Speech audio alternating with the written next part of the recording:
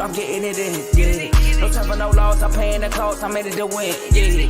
Diffuse, mine, it can't be diffused. If you ain't thinking the same, then we playing by different rules.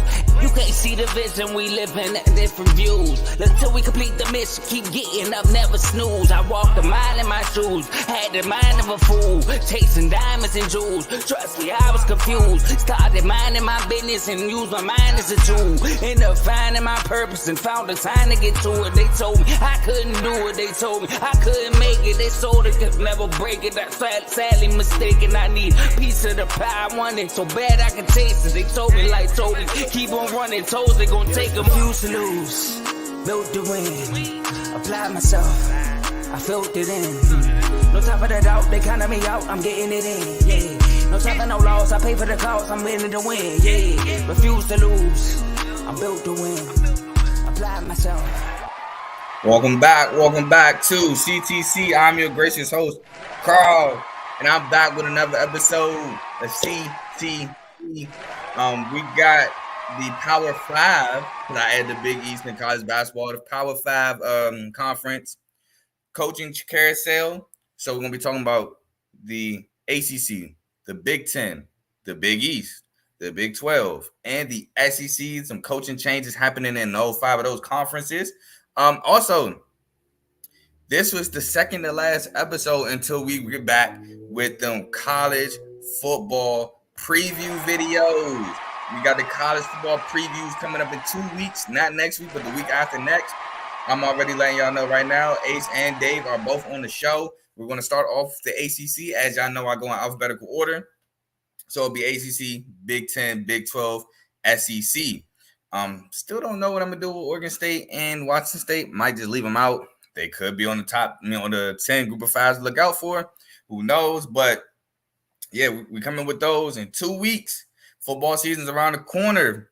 August 24th, I believe, is the first day of kickoff. Not too far away. But before I get into our video for you today, got to first ask that you like, comment, and subscribe. Share the video with anyone that you think would like some college basketball, some college football, college sports in general. Definitely be helpful. But also got to shout out the shows on the network. We got the main show featuring Joe, Tomo, and Dave. Refuse to Lose main show. We'll be back tomorrow. They go over sports topics. I know for sure Joe went over the Rose and going to the Kings. They might talk about it again on the main show. Might not. Might talk about some of these summer league games going on right now. Right now we got the Lakers and Golden State. Golden State blowing out the Lakers. Sports topics, main show. Then we got BWT, Baseball with Teddy. Teddy celebrating a huge blowout win. Yesterday, the Yankees got over the Red Sox series. Series winner determined tonight. Yankees win, they win the series, and they tie the season series with the Red Sox. But if the Red Sox win, the second series, the Red Sox win, going 2-0 in series, and they're up 2 games in the series matchup. So big game tonight going on Sunday Night Baseball. Then we have FFC, Fantasy Football with Coach Coombs. He said he'll be back Monday. We'll see. But he went over the NFC and AFC West. He's been going over off season. He went over the draft, free agency, stuff like that. So be on the lookout for him. We have RBO, Real Ballers Only. I was on that episode earlier today around 1 o'clock. We went over the draft prospects, well, where they got drafted. NBA, your NBA show, RBO, right there for you, featuring Vaughn. Well, that's with Vaughn. We got Dave's Doghouse, highlights and lowlights. Whether you're a dog or you're in the doghouse, that's Dave's Doghouse, highlights, lowlights of sports.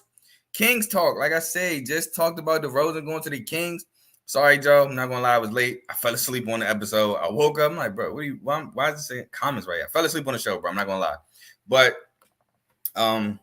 it's like watching late night basketball. Kings Talk was late, fell asleep. I fell asleep on the Summer League game, to be honest with you. Keon Ellis was doing his thing, but yep, we got Kings Talk there. We have, am I missing any? I know we got Indie Red Corner featuring Tomo, Ty, and Ricky boxing episode. They might talk about Garcia being suspended or I think now expelled.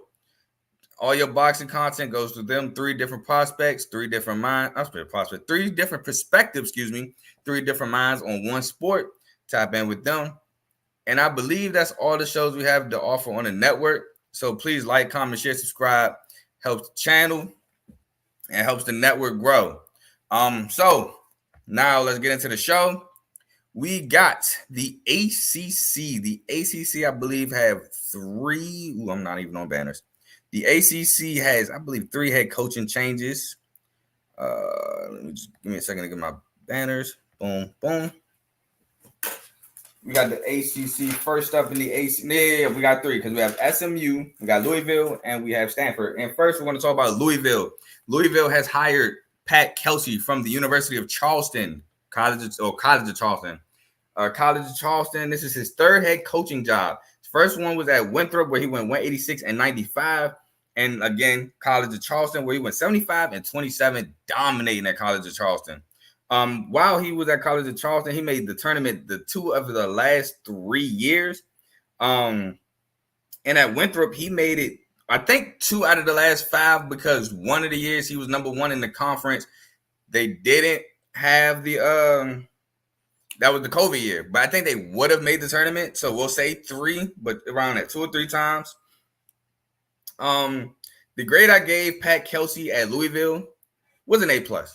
A+, man. He built up Winthrop. He made them really good. He built up. I believe he even had DJ Burns at Winthrop, if I'm not mistaken. I think maybe not. Maybe DJ Burns was it Florida State his freshman year? Because he transferred into Winthrop and then transferred to NC State after that. But A+, program builder with access to elite recruiting at a blue blood like Louisville. And that's none. She's already shown it. So these are all initial reactions. But speaking of the recruits, this is his transfer list. Chucky Hepburn, point guard from Wisconsin. Corinne Johnson, point guard from Washington. I'm sorry, Traore. I'm going to mispronounce your first name, but Abubakar Traore, shooting guard from Long Beach State. Terrence Edwards, one of my favorite players in college basketball from JMU, small forward. Javon Hadley, another good small forward from Colorado. Then he brings in his shooting guard, Rain Smith from College of Charleston. His center, James Scott from College of Charleston. And then Ali Khalifa, center from BYU, who has to sit out this year because I think he's sitting out because this is his second transfer. He transferred from Charlotte to BYU, now BYU to Louisville. So I think that's why he has to sit out this upcoming season. But that's a solid list right there. Solid 8 transfers. That's great to rebuild a program like Louisville, who's won, 7 games in the last 2 years? That's just great job what Pat Kelsey did for Louisville. Now, if he can get those players working together, sky's the limit. Louisville, Kentucky should be a good game this year if they play, which they should. All right, so we move on from Louisville to SMU. Andy Enfield takes the SMU job, and SMU moves from the American to the ACC. Now, this is Andy Enfield's 3rd head coaching job. If you don't remember Andy Enfield from USC, you will definitely remember Andy Enfield from Florida Gulf Coast. He was there during the Dunk City run when they beat Georgetown in the tournament. I believe that was 2011, 2012. No, it was 2012, 2013 because it was my freshman year in college. But yeah, it was 2012, 2013. Again, upset number 2 Georgetown in the NCAA tournament. He went 41 and 28 at Florida Gulf Coast, and he went 220 and 147 at USC. While he made the tournament 5 years at USC, reaching the Elite 8 in 2020, 2021. I believe that was with Drew Peterson, Evan Mobley, Isaiah Mobley. Why am I blanking? I don't think Boogie Ellis was there yet, but they had some guys. I think Ethan Anderson was on the team as well. But so he did that. He had USC as a consistent team in a tough Pac-12. So the grade I gave this was a B+. I gave it a B+. You know what? I'm gonna give it an A-. I'll give it an A- because I love the energy, the tenacity, the passion he brings to a program, and he's gonna bring that at USC with the lights, Hollywood, the glamour, all that.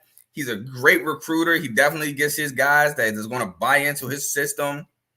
And he's just going to have USC feeling a lot different. Oh, shoot. Excuse me. I'm talking about Eric Musselman. We are not on Eric Musselman. I don't know how I just switched from Andy Enfield. Oh, I know how, because Andy Enfield came from USC. Sorry. Scrap that last minute. We're talking about Andy Enfield at SMU, and I'm gonna keep it at a B plus.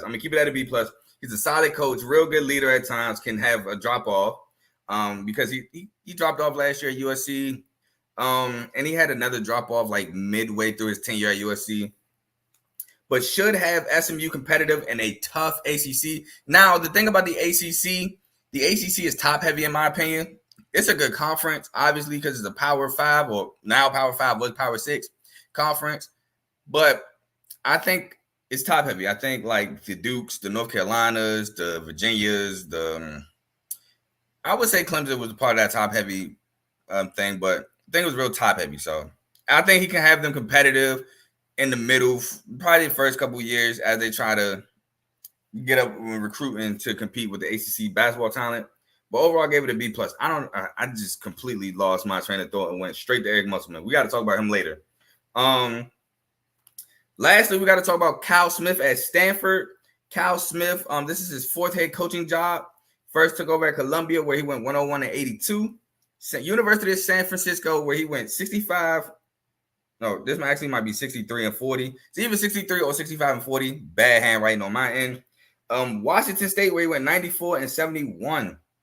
Now, speaking of Cal Smith, that's when I started to really watch San Francisco when he took over. And that's when they really started to become like a good team in the WCC, where they could compete. They'll, at times get blown out by Gonzaga, but that's because Gonzaga was just Gonzaga of the WCC. But San Fran was on the come up, and they were starting to show promise of being a really competitive WCC team.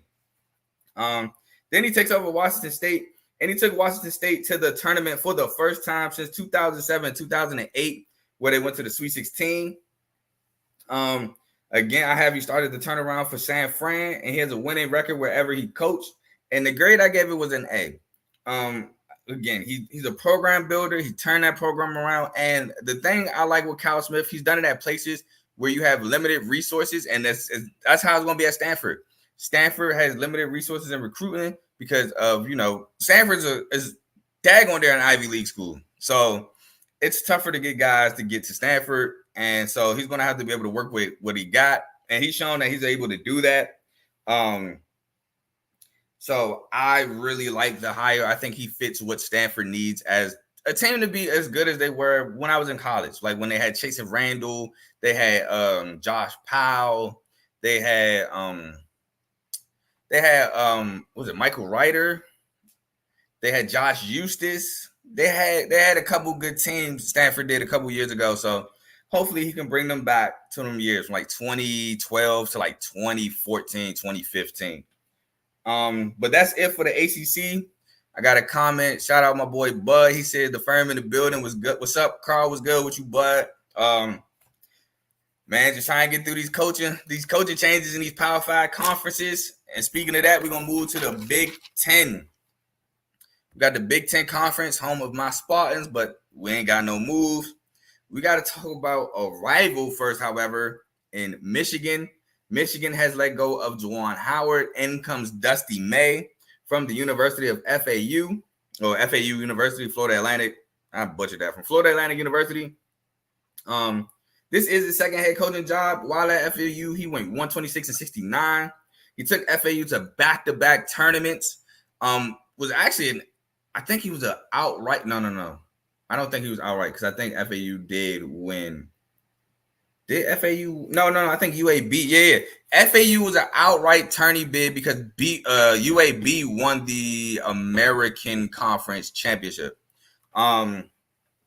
So that was a great feat in itself to take a school like FAU to be an at-large bid in the tournament. That's insane.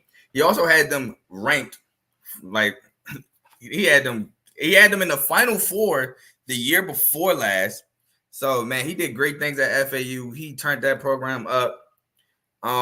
He left FAU in a great place, and that's why I gave this. I gave this coaching hire an A. It saddened me when Dusty May was going to Michigan. I gave it an A. It's a great hire. It really is. Left after what you see what he did with FAU, it's a great hire. And here's some incoming transfers that he has coming into Michigan next year. He has Big Vlad Golden from FAU, his center. monster. He has Sam Walters, power forward from Alabama. He has Roddy Gale from Ohio State, the shooting guard coming into Michigan. He has Trey Donaldson, a point guard at Auburn, coming in. He got Danny Wolf, the center from Yale, coming in. And he has Reuben Jones, the shooting guard from North Texas. And if you watch North Texas, you see that they was led by Jason Edwards because Reuben Jones was out for most of the season. But when Reuben Jones came back, he was still a bucket. He's going to be a problem. So I gave that an A. That was a fantastic hire by Michigan. I hate it had to happen, but can't be a hater. Got to be non-biased on my show. Next, we got to talk about another rival in Ohio State. Ohio State has took the interim tag off of Jake Diebler. He is now officially the head coach at Ohio State. This is his first head coaching job ever. But as the interim last year, taking over an Ohio State team that just was reeling, just was down bad, just not doing well. And he went 8-3, including a win over Purdue and Michigan State. And I believe Michigan State was on the road. Can't remember if Purdue was at home or on the road. But either way, them being Purdue was still crazy. So he did that. And the grade I gave it was an A+. Well-deserved. He earned his job. Went 8-3. Went to the NIT. He did well in the NIT. And I think if he had more time, if he took over a little bit earlier, he might have snuck into the big dance. He might have snuck into the tournament. And who knows what he would have done from there. But he earned it. Again, like I said, in the college football head coaching carousels, I love when an interim coach does his job and gets rewarded. I hate when a coach does his job, does a really good job, and they go in a different direction. No, he revitalized Ohio State last year. He made Ohio State a really good team.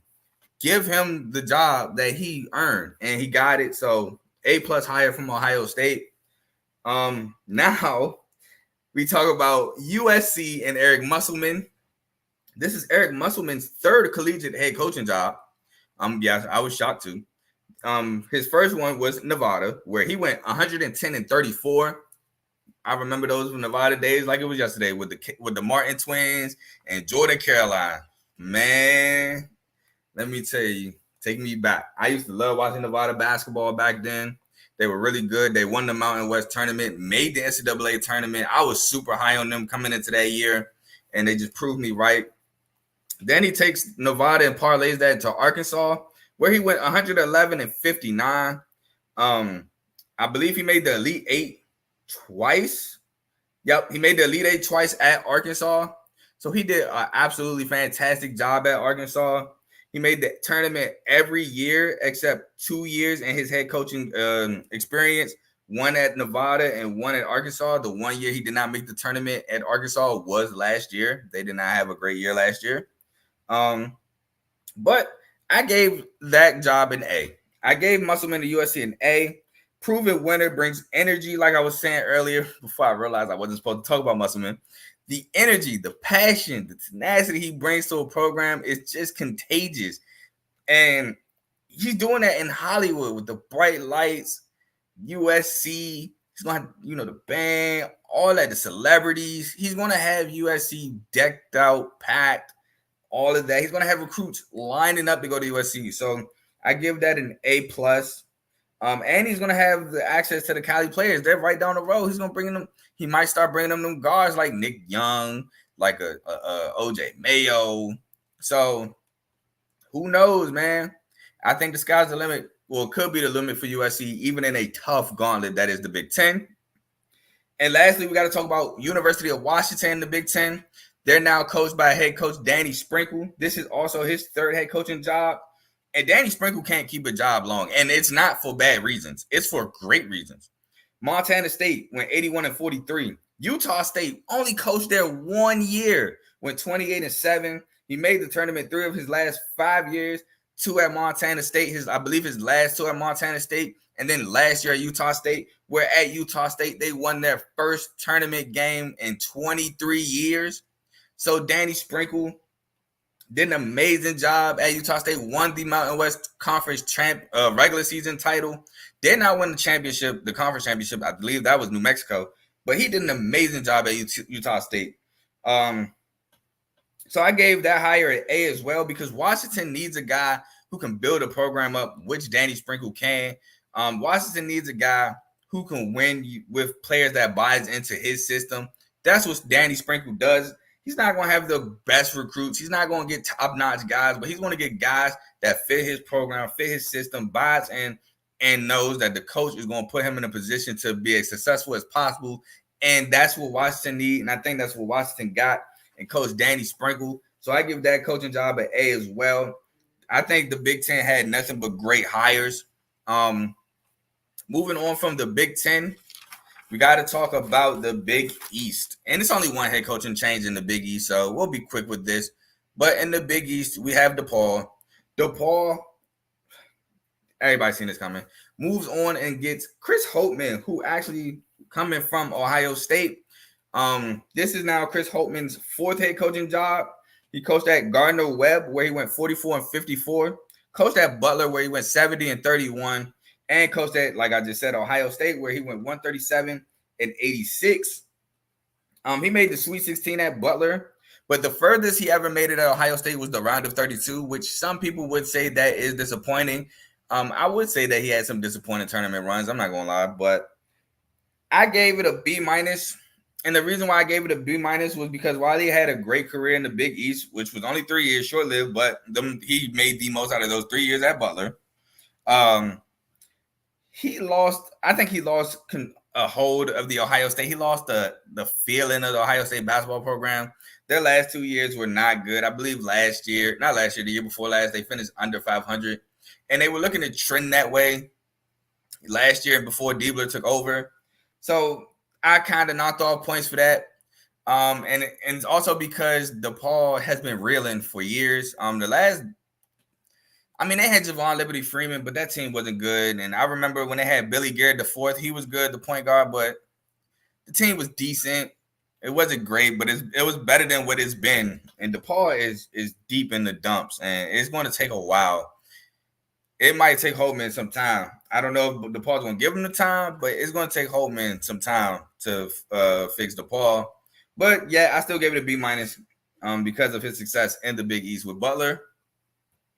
We move on from the Big East to the Big 12. The Big 12, I believe, had 3 head coaching changes as well. Yeah, first one being BYU. Kevin Young is now head coach of BYU. This is his first year or his first time being a head coach in college. Very minimum college experience. He has a year as I believe, associate head coach at Utah Valley, which isn't the head coach. So I gave this a C. I gave it an average grade, minimal experience in college. Utah Valley from 05 to 06. So we're not sure how we can recruit at a BYU. At a BYU is going to be tough to sell to guys, especially now being in the Big 12. I think the best conference in college basketball. So I gave it a C, man.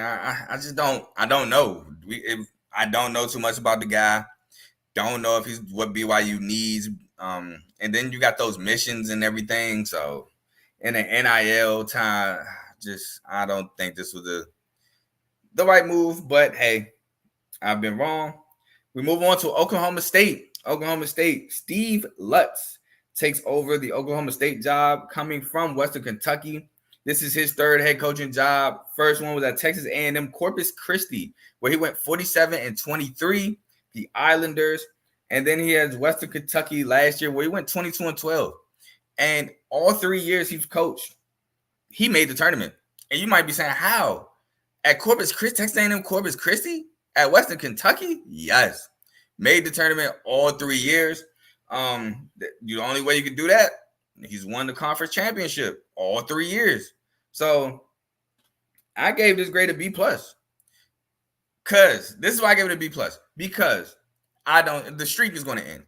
The conference championship streak is going to end anyway. He's not going to win the Big 12 his first year. But he's shown to take teams to the tournament. And it's easier to take an Oklahoma State that's doing well to the tournament than it is to take a Western Kentucky and a Texas A&M Corpus Christi who has to win the conference championship to get an outright bid. So it's a balance. I said coach who wins conference titles makes the dance and at a bigger school in a tougher conference. But he should have the real resources. Oh my God, he should have the resources to persevere. He should have the resources to persevere at Oklahoma State. Those challenges of being in a bigger, tougher conference and in a bigger school. He's going to get better recruits. It's going to be tough for them to get another Cade Cunningham, but I think he's going to get guys that can buy into him, and he can get some wins and take Oklahoma State to the dance. Oklahoma State, I don't think they're looking at him to get multiple Big 12 banners, multiple national championships, multiple Final Fours. They just want a competitive team that makes the tournament and is maybe top 4, top 5 in the Big 12. And I think he can get that done for Oklahoma State. The last head coaching hire we have in the Big 12 is West Virginia, and they've hired Darian DeVries coming from Drake University or University of Drake, where he went 150 and 55. This is his second head coaching job, and while at Drake, he's won back-to-back conference titles. Almost at nationals, my bad. He won back-to-back conference titles. He had Drake ranked in the top 25 in 2021. Now it was 25th, but still, when have you seen Drake ranked? And also, he had Drake in the tournament in 2021, that same year, as an at-large bid. They didn't win the Mountain West. No, there wasn't a Mountain West. Not Mountain West. Oh, my God. Did I say Mountain West? They didn't win the Missouri Valley in 2021. I said Mountain West. The Missouri Valley. They did not win the Missouri Valley in 2021. They were an at-large bid for a school like Drake. That is insane because South Florida didn't win the American, although being ranked, all that other stuff. They didn't make the tournament as an at-large bid. So for Drake to do it under DeVries was amazing. The grade I gave was an A+ for all those reasons. So great hire by West Virginia. He had Drake doing outstanding things. I'm pretty sure at West Virginia, with better recruits, I mean, he did bring his son Tucker, who is a bucket. His son Tucker is coming to West Virginia, should be known. And he also brought over Joseph Yesufu, who's not cleared yet, but Joseph Yesufu was the point guard of that Drake team in 2020, 2021. So that's a huge get to get him back. And I think Morgantown is going to be behind him. I think he's going to be able to recruit guys to come to Morgantown and play and have West Virginia competitive again, just like they were under Bob Huggins. So I think this was an A+ hire. But I see your comments. I'm not throwing those on the screen. I can't throw those on the screen, my boy. You just wilding right now. Last conference we got to talk about is the SEC. And I know y'all could not wait for the SEC because that's where the biggest coaching move happened. We got to start it off with University of Arkansas landing Coach John Calipari. Came out of nowhere. News started after the Kentucky loss.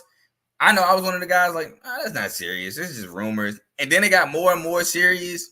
And then it became a thing. Calipari left Kentucky and is now with University of Arkansas. Fourth head coaching job. First job was UMass, where he went 189 to 70. Second job was Memphis, where he went 214 to 68. And obviously the last one being Kentucky, where he went 410 and 123. An amazing record at the University of Kentucky. He's had multiple Final Fours. He was runner-up in the tournament twice, once at Memphis, once at Kentucky. Now, the one at Memphis, I think, is kind of like scrubbed from memory, I guess, because of violations, but still did it. Still going to talk about it. And he won the one national championship with AD and the boys in 2011 at Kentucky. Now, I gave this coaching grade an A+. And I know if you're in the chats, which if you become a member, you can join these chats. I said that Calipari is overrated, and I still stand by that. I think Calipari is an overrated head coach, but he's the greatest recruiter probably ever.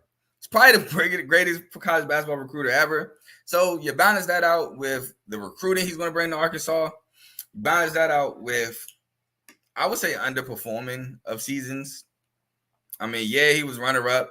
He's actually runner-up, I think, more than twice. No, because he lost in the final. He didn't lose runner-up. He lost to Wisconsin in the Final Four in that undefeated season. So you balance that out with some underwhelming tournament runs, especially last year, especially the last couple years.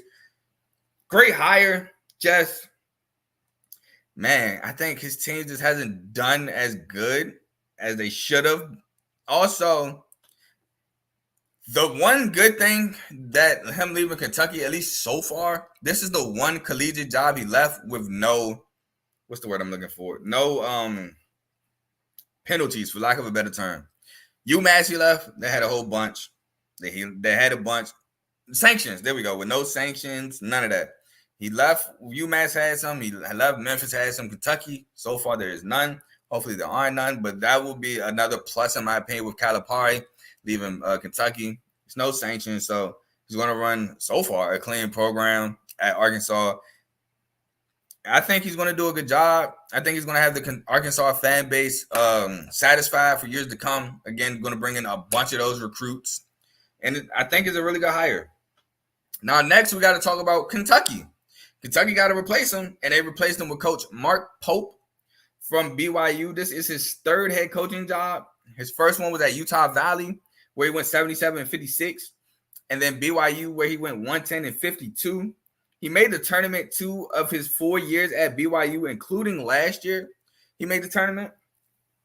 Now, my initial grade when I first heard this was a C+. I thought it was a feel-good hire. He was on the 96 national championship team, but it's not enough. That was my initial thoughts. Now, seeing that what he's done, I gave it a B. I gave it a B, and here's why.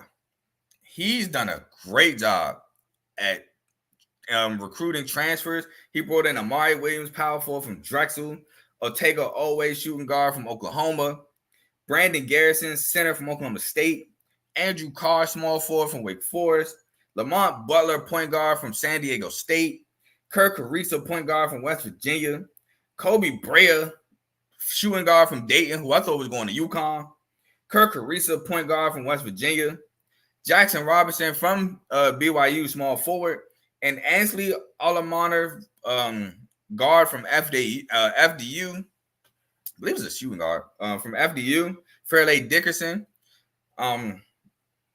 He did a really great job in bringing in transfers to replace the guys left from Kentucky, whether it's the draft, whether it's leaving with Calipari, whether it's just leaving, period. Did a really good job. So I gave it a B. He's going to bring, I think he's bringing that feeling, not back. I don't want to say back, but I think he's bringing the feeling of there's going to be no drop off here at Kentucky. And dare I say he brings them a title, but that's yet to be seen. But I ultimately gave it a B now to this day. But initially I gave it a C+. Now, lastly, we got to talk about Vanderbilt. Vanderbilt has hired Coach Mark Byington to where the heck? Oh, here we go. Mark Byington, third head coaching job. Last year coached at JMU, excuse me. He was 131-99 at Georgia Southern, and at JMU he went 82-36, including a tournament win versus Wisconsin. Got blown out versus Duke last year. Not gonna lie, Duke was just a better team. I know I fell for the hype. I thought they could beat Duke. Man, Duke got him up out of it. Jared McCain went stupid. We talked about it earlier on RBO. But, man, the last 2 years, what he's done at JMU has been outstanding. A tough, tenacious defensive team who's really good offensively, moving the ball, finding open guys. He's been able to get every ounce of ability out of his guys at JMU. So, really great hire by Vanderbilt. I gave it a B+ because of that. Because of because of what he done at JMU. He's shown that he can recruit guys. He's recruiting guys that's good enough to play at other places that might get overlooked, might not be as athletic, might not have the size, but great coaches don't care about that. They put guys in place to succeed. And a place like Vanderbilt, while it is at the bottom of the SEC, it's still SEC. So they're still going to have talent coming in, or at least be able to recruit talent to come in. I think he's going to do a wonderful job there. I think he's going to uplift the program. I don't think he's going to be number one in the SEC, no. But do I think he can have these guys fighting for a tournament bid? Possibly a SEC championship 1 year? Possibly, yes. I think that he can have Vandy competitive. They haven't really been competitive lately under the stack.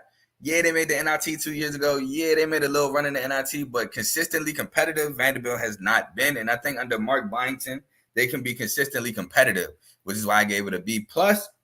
But that was it for my head coaching carousel of the Power 5 conferences. I hope you learned a little bit about some of these coaches on the move, where they are, things like that. Let me know your grades for some of the coaches. Do you agree? Do you disagree? In the comments. Next week, I'm thinking about just doing 10 group of 5. No, it's not group of 5. 10 mid-major coaching changes that you should know about. Just, I got to show the mid-major some love. It is way too many college basketball mid-major teams to do every mid-major. I'm sorry, it just is. You would think college football, group of 5 is a lot. Basketball, they take the group of 5 and FCS and all of that, and they merge into the mid-major. So I believe it's like 32 conferences. Way too many. So we'll just do 10 you should know. And I don't know what day I'll be back. But again, college football conference previews start 2 weeks from now. I'll let y'all know probably next week when I do my CTC 10 mid-major head coaches that y'all should know about. I'll let you know a date for them. But until then, y'all enjoy the rest of y'all Sunday. Hopefully Monday morning don't creep up on y'all as fast as it's going to creep up on me. But until then, I'm gone. Peace.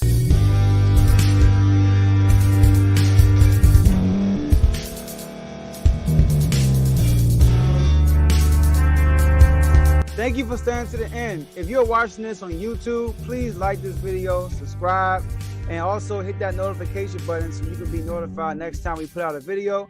If you're listening on any podcast platform, subscribe and hit that notification button, y'all, so you can be notified we put out another podcast audio. And last but not least, hit that share button. No matter what you're listening to or watching it, hit that share button and send it to somebody that you know that would love to watch this episode you just listened to. So once again, thank you for staying to the end, and we'll see y'all at the next episode.